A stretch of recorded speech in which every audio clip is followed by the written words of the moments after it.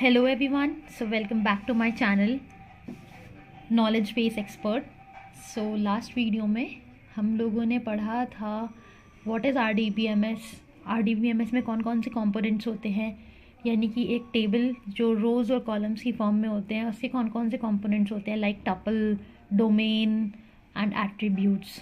सो आज हम बढ़ते हैं नॉर्मलाइजेशन पे, and it is a very important topic of DBMS, क्योंकि इससे हमारी काफ़ी सारी टेबल फॉर्मेशंस हैं जिनके बारे में हम पता करते हैं कि उनमें कोई डिफ़िकल्टीज़ तो नहीं है उस डिज़ाइनिंग में, या कोई दिक्कत तो नहीं है जिससे हम नॉर्मलाइजेशन के थ्रू से रिकवर करते हैं। So let's go with today video, that is normalisation. पहले समझते हैं नॉर्मलाइजेशन होता क्या है।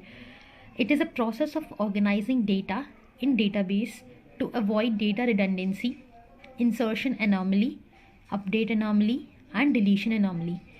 ये आपका एक वो प्रोसेस होता है जहाँ पर आप अपने डेटाबेस के अंदर डेटा को एक परफेक्ट तरीके से ऑर्गेनाइज करते हो, जहाँ पर आपके डेटा के अंदर कोई भी कमी नहीं होती है या कोई भी प्रॉब्लम नहीं होती है। उसकी डिज़ाइनिंग, उसके अंदर सारा डेटा आपका प्रॉपर होता है, ना तो उसमें कोई रिपीटिशन होता डेटा में, ना उसमें नल वैल्यूज़ होती, यानी कि एम्प्टी कॉलम और रो नहीं होती हैं, यानी कि इंसर्शन के दौरान डेटा को टेबल के अंदर, या फिर जब हम अपने टेबल में या अपने डेटा में कुछ भी अपडेट्स करते हैं, कुछ डिलीट करते हैं, उसके बाद हमारी टेबल सही वर्क करेगी या नहीं, या उसमें उसके बाद still there is some problem.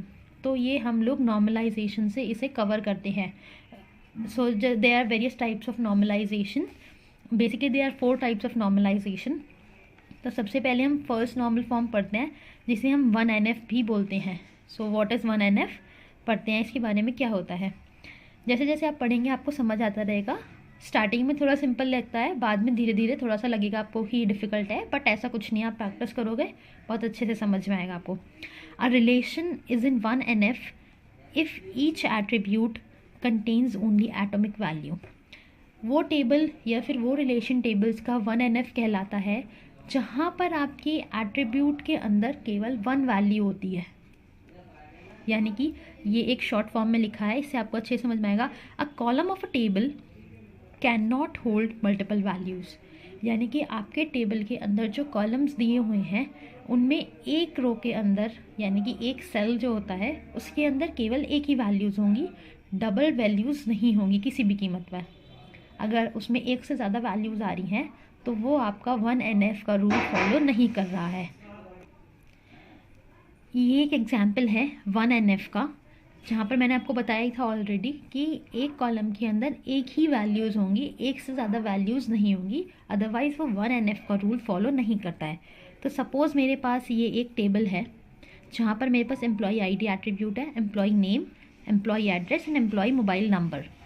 सो मेरे पास एम्प्लॉई नेम है ABC XYZ PQR, इनकी एम्प्लॉई IDs गिवन है। तो मेरे पास यहाँ पर एक एम्प्लॉई है जिसका नाम है XYZ, और उसके यहाँ पर मुझे 2 मोबाइल नंबर्स गिवन है। मैं इसे एक ही रो में लिख सकती थी। सो यहाँ पर मेरी, आपको जैसे पता है एम्प्लॉई नेम में 2 आपके एक ही यानी कि 2 रोज़ ऐसी है जहाँ पर एक ही एम्प्लॉय की डिटेल्स गिवन है। तो अगर मैं इस वाले मोबाइल नंबर को इसके सिर्फ एक ही रो के अंदर एडजस्ट कर देती, सो ये मैंने जो टेबल बनाई है वो आफ्टर 1NF करने के बाद बनाई है, this is not before 1NF। तो इसलिए अगर बिफोर 1NF का आप देखोगे, मैं आपको ओरली बताती हूँ, तो आप 102 रो देते, एम्प्लॉई ID देते, XYZ employee name, Lucknow employee address, और इसी सेल के अंदर यानी कि यहाँ पर ही इसके ये दोनों मोबाइल नंबर्स आ जाते हैं। तो वो आपका बिफोर 1NF था, यानी कि एक ही रो के अंदर आपकी एक से ज़्यादा वैल्यूज़ आ रही हैं, तो वहाँ पर आपका 1NF का रूल फॉलो नहीं होता है। तो 1NF को बनाने के लिए मैंने इन 2 मोबाइल नंबर को सेपरेट किया और इन दोनों रो को यहाँ पर सेम डिटेल्स प्रोवाइड करा दी।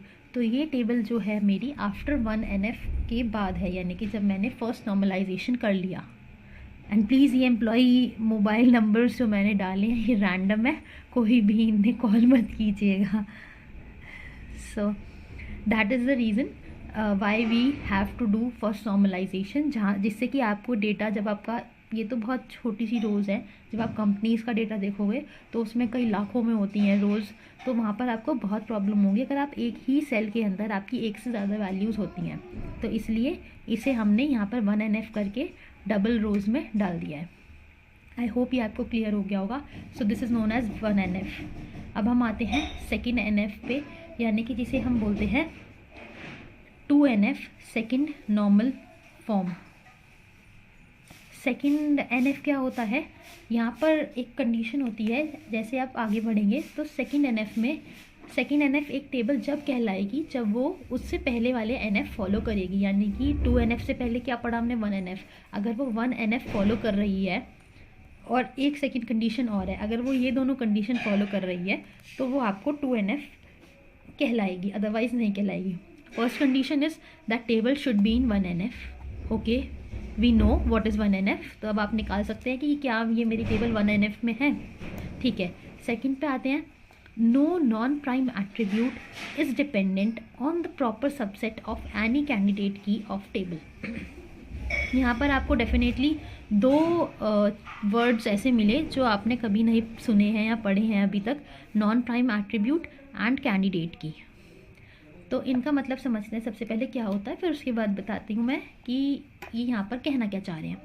नॉन प्राइम एट्रीब्यूट आपके वो एट्रीब्यूट्स होते हैं जो आपके कैंडिडेट की के पार्ट नहीं होते। N attribute that is not part of any candidate की, वो एट्रीब्यूट जो आपके किसी भी कैंडिडेट की का पार्ट नहीं होते हैं, वो कॉलम्स यानी कि।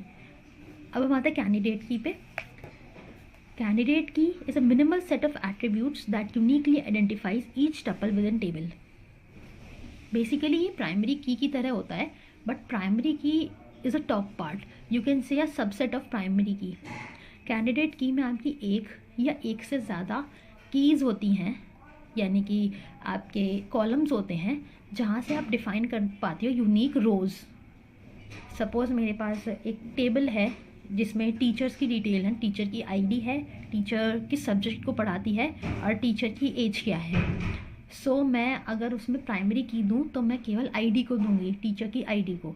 बट अगर मैं कैंडिडेट की दूँ तो मैं आईडी और सब्जेक्ट को दूंगी, आईडी कॉमा सब्जेक्ट। सो दो these both are the my candidate keys. This is a whole group which is known as my candidate key, क्योंकि इन दोनों के ही थ्रू मैं पता लगा पाऊँगी मेरी पूरी टेबल क्या है, यानी कि मेरी इस पर्टिकुलर कॉम्बिनेशन पे क्या रो बनेगी क्या नहीं बनेगी। So that is known as candidate key. तो यहाँ पर हमने क्या डिफाइन किया इस कंडीशन में, no non prime attributes is dependent on the proper subset of any candidate key of table. मेरा कोई भी नॉन प्राइम एट्रीब्यूट जो है वो कैंडिडेट की का पार्ट नहीं होगा। माई non-prime attribute will not be a part or you can say a subset of any candidate key of my table, यानी कि कैंडिडेट की से अलग होना चाहिए। सेम अगर कैंडिडेट की में मेरी 2 कीज़ आ रही है या फिर 3 एट्रीब्यूट्स आ रहे हैं तो उन तीनों में से कोई सा भी आपका नॉन प्राइम एट्रीब्यूट नहीं होना चाहिए, तो तभी वो कंडीशन आपकी 2NF में, तो तभी वो आपकी कंडीशन 2NF में मानी जाएगी, अदरवाइज़ नहीं। तो एक एग्जाम्पल देखते हैं। यहाँ पर भी मैंने जो एग्जाम्पल आपको दिखाया है वो मेरा आफ्टर 2NF है। मेरे पास 2 टेबल्स हैं, यानी कि सपोज़ आप ओरली सुन लीजिए इस चीज़ को, क्योंकि ये यहाँ पर बहुत ज़्यादा स्पेस ले रही थी। तो इसलिए मेरे पास एक टेबल थी पहले से ही, जहाँ पर मेरे पास आईडी, टीचर की आईडी मेंशन थी, टीचर की एज मेंशन थी और टीचर किस सब्जेक्ट को पढ़ा रही है वो मेंशन था। उसमें मेरे सब अलग अलग लिखा था इस तरह से कि 11 और 1138 और maths, 1138 physics, 222 38 biology, 333 ID, 40 age chemistry. तो मेरा 1NF कंडीशन वहाँ फॉलो हो रही थी। मेरी सारी रोज़ अलग अलग आपकी उस सेल्स में अलग अलग रो गिवन थी, सब के सब आईडीज़ को, सब सब्जेक्ट्स को, सब एज को। तो वहाँ पर आपकी मल्टी वैल्यूज़ कोई नहीं थी। बट मैं अगर सेकेंड कंडीशन पे आऊँ अपनी, that my no non prime attribute is dependent on the proper subset of any candidate key of table. यहाँ पर अगर आप इसे पूरा एक टेबल मानते हो तो यहाँ पर मेरी कैंडिडेट की क्या बनती हैं जिससे मैं एक रो पूरी फाइंड आउट कर सकूँ। So my candidate key will be here as,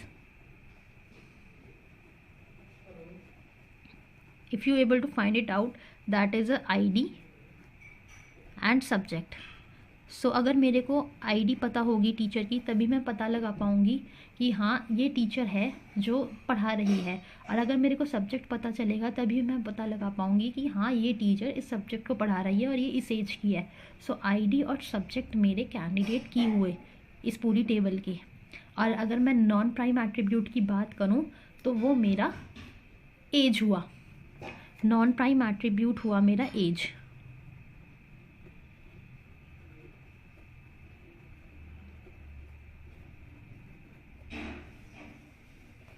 so that is a age here. और अगर आपने यहाँ सही से पढ़ा होगा ऊपर, तो हमने क्या पढ़ा था कि मेरा कोई भी एट्रीब्यूट जो है, कोई भी नॉन प्राइम एट्रीब्यूट मेरा कैंडिडेट की का सबसेट नहीं होना चाहिए, यानी कि कैंडिडेट की का पार्ट नहीं होना चाहिए। तो मेरा यहाँ पर क्या हो रहा है कि टीचर जो थी, टीचर एज जो है यहाँ पर, वो मेरी नॉन प्राइम एट्रीब्यूट है। और जब मेरी जब मैंने 2NF नहीं किया था उससे पहले ये मेरे सब सेम ही टेबल में थे, यानी कि टीचर आईडी था, टीचर सब्जेक्ट था और टीचर एज था। अब मैंने क्या कहा था कि हमारा कोई भी non prime attribute should not be depend और make a proper subset of my candidate की।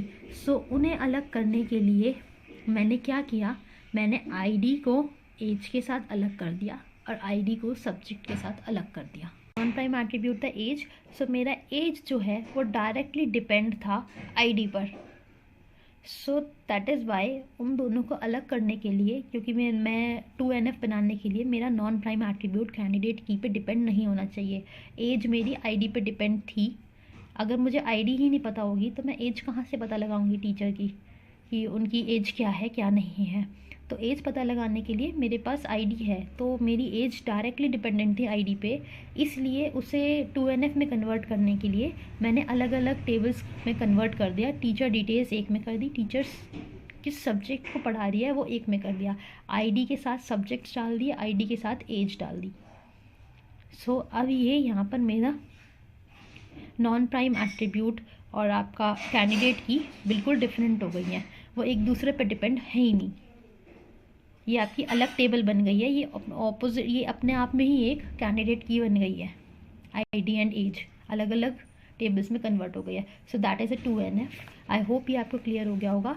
नेक्स्ट वीडियो में हम लोग 3NF और BCNF के बारे में पढ़ेंगे, वो थोड़ा सा बड़ा है तो इसलिए मैंने इसे आपको डिवाइड करके समझाया है। आज हमने 1NF और 2NF पढ़ा, नेक्स्ट में हम वो दोनों कंप्लीट करते हैं। So thank you so much. आपको अगर मेरी वीडियो अच्छी लगी हो, कुछ समझ आया हो आपको, तो लाइक कीजिएगा, कमेंट कीजिएगा एंड शेयर कीजिएगा। Thank you.